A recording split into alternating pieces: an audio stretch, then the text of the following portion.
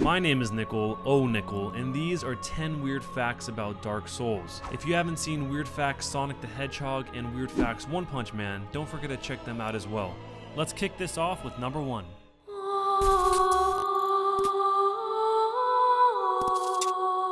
Hidetaka Miyazaki, the president of the company responsible for Dark Souls, From Software, is apparently a huge fan of the Harry Potter series. Some minor aspects of the game are inspired by the Harry Potter movies. For example, the Duke's archives and its moving staircases are based off the moving stairs in Hogwarts. During an interview, Miyazaki said, "I guess it's pretty obvious that the revolving staircase is a reference to Harry Potter." The interviewer then commented, "If you play with the camera angle a bit, you're able to peek inside of Sieglind's helmet and see that she's surprisingly pretty." In response to this and art designer Masanori Wadagai's comments, Miyazaki revealed that he wanted Sieglind to look like Hermione, who was played by Emma Watson.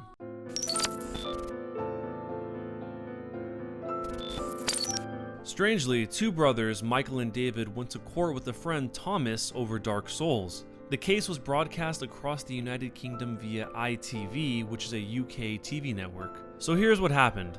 In a drunken state at the Glastonbury Music Festival, Thomas promised his friend Michael and brother David that he could beat Dark Souls on the hardest difficulty in under a year before the next Glastonbury. He even claimed that it would be very easy. However, when a year had passed and Thomas had yet to beat the game, his friend and brother took him to court on television and sued him for a whopping £100. The only evidence that was brought to trial was a crudely made-up document that the two claim was written on the day that Thomas made the promise. Only there was one major flaw to the document.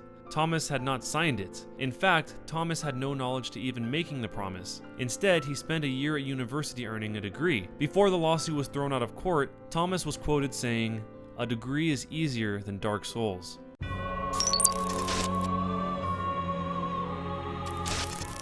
On the complete opposite end of the spectrum, gamer Benjamin Gwynn apparently didn't think Dark Souls was hard enough. So, he challenged himself to beat the game with no hands. Instead, he decided to beat the entire game in just under 30 hours using only Windows voice control, and he live streamed the whole thing. During an interview with Huffington Post, Gwynn said, "The hardest thing was resisting the urge to yell or make comments to the stream in tough situations, because messing up your next command usually means death." Just to prove how skilled he is, Gwynn also beat the game using a guitar from Guitar Hero. If one person can beat the game so easily, surely many people working together can do the same thing, right?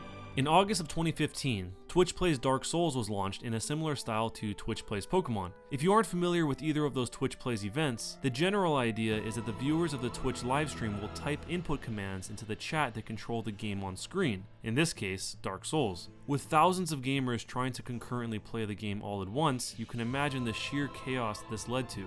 That utter chaos, coupled with Dark Souls' notorious difficulty, resulted in several days of no significant progress after it began. So the creator behind Twitch Plays Dark Souls changed the way the game was played, from an endless onslaught of inputs to a system that would pause the game for up to 50 seconds and take votes from the chat for the next course of action. This essentially transformed the playthrough into a more manageable, stutter-step, turn-based style of a game. There's an edit you can watch of this playthrough that removes all the pauses, which is actually pretty interesting to see how it plays out in real time. I'll leave a link to this down below.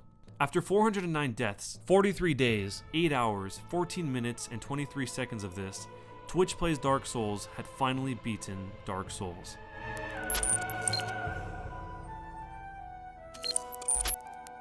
A few days before the original launch of Dark Souls, some players in Japan managed to get their hands on it early and attempted to play the game before anyone else. From Software obviously was not happy about this, so they utilized the unique invading feature of the game to send the most powerful characters possible after the players who had gained early access. One of the things they sent was level 145 Black Phantoms, making it virtually impossible for players to enjoy or even play the game, because they weren't supposed to be yet. Miyazaki did eventually address this, or at least something similar to this. While discussing Smaug's armor, he mentioned, "There was a rumor that we were hunting players who bought the game early.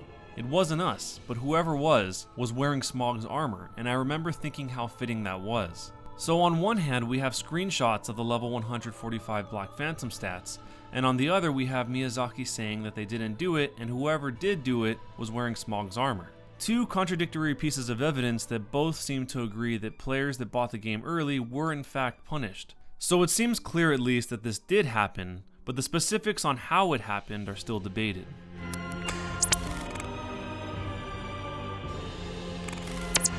Before being named Dark Souls, the game went through a series of name changes. The game was originally planned to be called Dark Race, however, once the Japanese developers soon realized that overseas the name had racial implications, they quickly changed it to a new title, Dark Ring, which is a reference to the aura that emanates from the cursed ring of the main character. But unfortunately, the developers also failed to realize that Dark Ring is slang for anus, and once again were forced to change the game's title, finally settling on the title that we all know now as Dark Souls.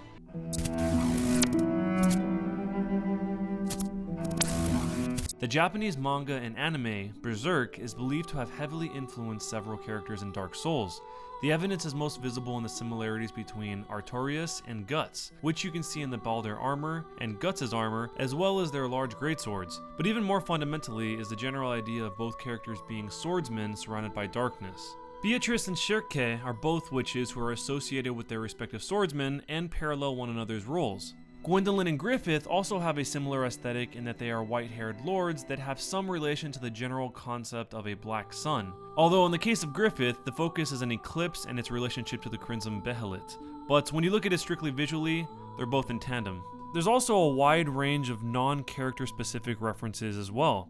Some of those you can see on screen right now. A lot of them have to do with specific location design and items.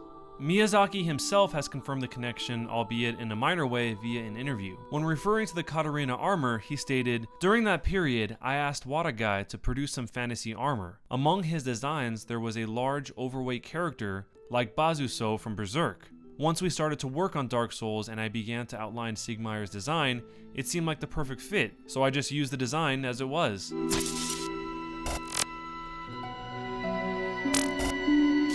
If you're near the Undead Parish, which is reached by the Undead Burg or the Firelink Shrine later on, you might hear the bells ringing from time to time. This is actually an indication that another player has managed to defeat the Bell Gargoyles and is currently ringing the church bells, but in their own world.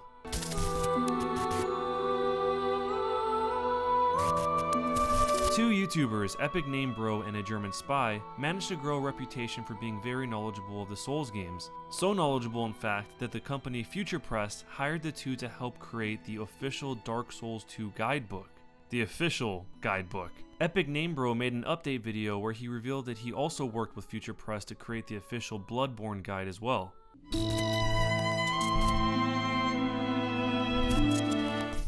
The graphics initially designed for Dark Souls 2 were so good that they had to be scaled back for console release. This graphical scale back was necessary because the game's frame rate dropped so significantly while the console attempted to load the visuals that the game became nearly unplayable. The comparison that you're watching right now was put together by Hyper Bit Hero. With the two versions side by side, you can easily see the graphical difference between the April 2013 pre-release version and the actual retail version that was eventually released. Because of the scaling back of the graphics when compared to the previews of the game, many gamers felt that they were cheated, and as a result, the release of Dark Souls 2 was met with conflicting results. Some of course were angered by the graphical quality drop, while others didn't let that outweigh their enjoyment of the gameplay itself. Interestingly, From Software actually made a public response concerning the state of the game's graphics. They said, "Throughout the game's development process, a game is constantly being balanced not only in gameplay ability, but also in the realm of resource management. A developer is always challenged with creating the most rewarding gaming experience while delivering the continuity and graphical quality, gameplay dynamics, and balance within the game.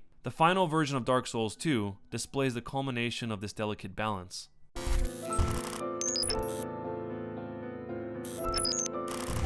Since the release of Dark Souls 2 in March of 2014, publisher Bandai Namco has kept track on the statistics of the people that play the game, specifically focused on how they're dying and who they're killing. Console gamers die an average of 150,443 times per hour in Dark Souls 2. That comes down to 2,507 deaths per minute, or 42 deaths per second.